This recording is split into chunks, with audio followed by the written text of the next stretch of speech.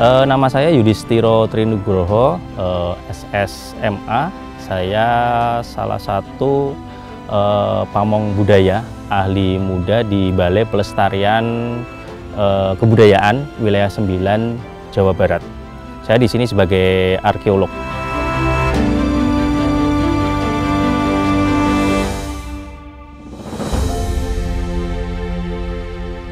Kami dari Balai Pelestarian Kebudayaan Wilayah 9 pada tahun 2024 ini kita melakukan kegiatan ekskavasi prapemugaran Candi Telaga Jaya I atau dikenal dengan situs Candi Serut di kawasan Cagar Budaya Nasional Batu Jaya. Ini kita melakukan kegiatan ekskavasi prapemugaran. Jadi pada intinya kita mengumpulkan data-data teknis dan arkeologis untuk mempersiapkan rencana pemugaran situs Candi Serut. Jadi ekskavasi ini tentu saja mungkin perlu kami sampaikan juga, ekskavasi ini sifatnya merusak. Jadi tentu saja dalam kegiatan ekskavasi ini kita perlu melakukan secara sistematis dan dapat diketahui secara ilmiah. Jadi tidak asal menggali. Jadi untuk ekskavasi ini kita menggunakan metode sistem box, atau kita membuka ekskavasi dengan berbentuk kotak ukuran 2 meter kali 2 meter dengan sistem atau teknik lot. Jadi teknik lot ini metode kita melakukan penggalian. Jadi dalam arkeologi itu ada beberapa teknik, yaitu teknik speed ya dengan interval 20 cm atau lebih berdasarkan temuannya. Tapi untuk yang di ekskavasi ini kita sasarannya berupa struktur candi. Kita menggunakan teknik lot dengan berdasarkan temuan yang ada. Itu kita anggap sebagai satu lot. Jadi kemudian kita sebelum melakukan ekskavasi kita perlu membuat peta grid. Ini yaitu peta grid sebagai acuan kami di lapangan dengan titik 0, yaitu mungkin di sini di tengah-tengah Candi Telaga Jaya 1A kita udah menetapkan di P0 namanya, yaitu sebagai pusat untuk kita menentukan lokasi-lokasi grid ekskavasi yang akan kita lakukan penggalian. Jadi ini dengan orientasi utara selatan barat timur dengan orientasi arah. Jadi ini menjadi bantuan kita melakukan ekskavasi untuk menentukan lokasi-lokasi mana yang mungkin perlu kita gali dengan acuan tinggalan-tinggalan yang sudah ada atau sudah diekskavasi atau sudah tersingkap sebelumnya. Nemuin apa, Mbak? Jadi di kotak yang S06, S05, 67 itu ada struktur ya, ke Telaga Jaya Candi A. Ya. Terus ini di kedalaman mulainya di 50 cm. Lokasinya di mana lokasinya? Ada di, nah di sini. Ini ya, ya ini ya. Ya. Di sini, jadi dia mengarah ke sini sesuai dengan yang ada di peta.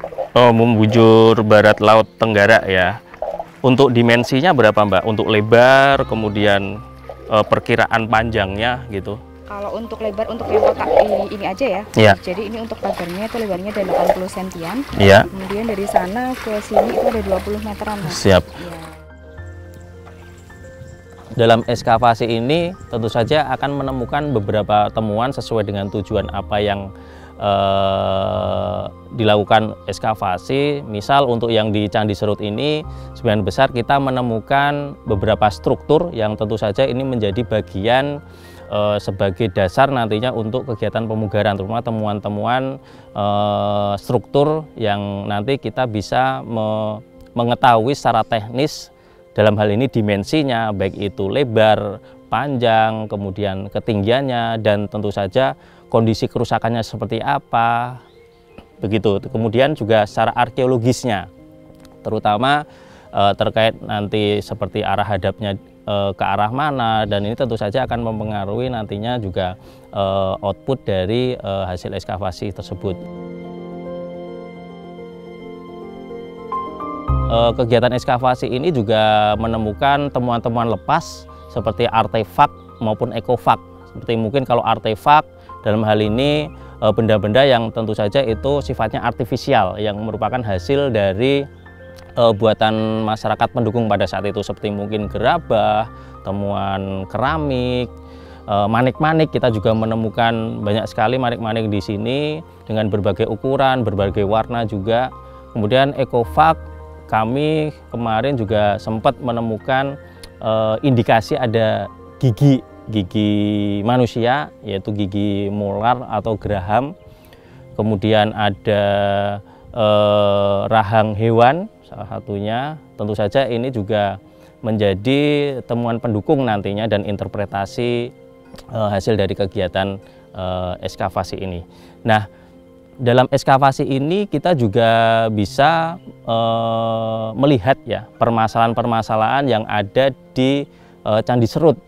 Terutama ini tentu saja untuk menentukan nantinya seperti apa penanganan pemugarannya. Karena di lokasi Candi Serut ini, terutama di kawasan Candi Badujaya, ini permasalahannya sama, yaitu air atau dalam hal ini hidrologi. Karena di kedalaman tertentu ketika kita melakukan ekskavasi, air itu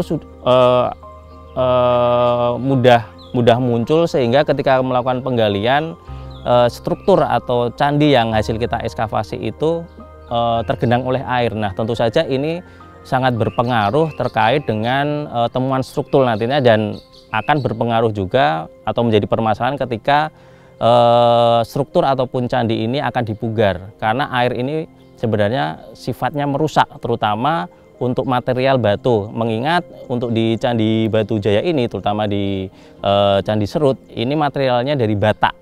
Tentu saja bata ini apabila mengingat juga bata ini juga umurnya sudah ribuan tahun, tentu saja secara material ini mengalami degradasi, mudah melakukan degradasi dalam hal ini kerusakan, misal rapuh atau pecah atau yang lain.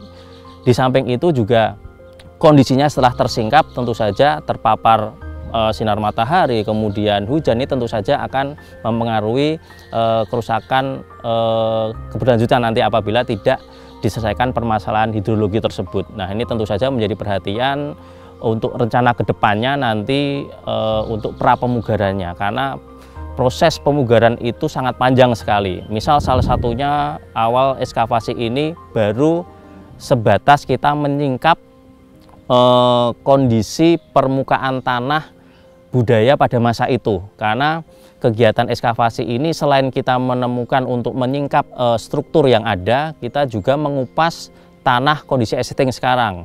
Mengingat kondisi existing sekarang merupakan proses sedimentasi yang sudah lama sekali terjadi, sehingga menjadikan struktur atau candi yang dulu itu tertimbun. Nah, kita untuk ekskavasi ini salah satunya juga menyingkap kondisi tanahnya, mengembalikan kondisi tanahnya pada saat waktu itu sesuai dengan batas manfeld bangunan. Begitu. Dan kemudian untuk tindak lanjut ke depan untuk ekskavasi ini, tentunya ekskavasi ini menjadi salah satu dasar nantinya kebijakan selanjutnya terkait dengan